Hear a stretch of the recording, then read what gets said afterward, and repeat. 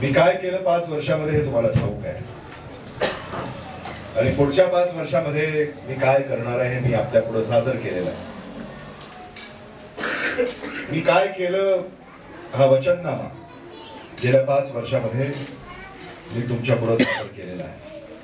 म्हाडा कॉलनीमध्ये, महाराणा प्रताप नगरमध्ये या पुस्तिका सुभाष जाधव, इनामदारजी, पतंगेताई, ओकेताई ह्या सगळी ही माहिती आपल्यापर्यंत आम्ही पोहोचवत आहोत.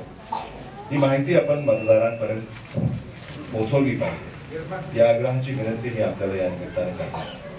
आता आमचे तरुण सहकारी सुद्धा आता मोठ्या संख्येने इथे आलेले आहेत. तुम्हाला हे सगळं काम येणाऱ्या काही दिवसामध्ये करावं लागणार आणि पुढच्या 5 वर्षामध्ये मी लातूर शहर विधानसभा मतदारसंघासाठी काय करणार आहे हे या लातूर नामा या जाहीरनाम्यामध्ये नमूद करण्यात आलेलं आहे आणि हे सुद्धा तुमच्या प्रत्येकाकडे आम्ही पोहोचवणार आहोत. त्यामुळे अमित देशमुखांनी काय केलं आणि अमित देशमुख काय करणार आहेत हे सगळं आम्ही तुमच्या समोर मांडलेलं आहे.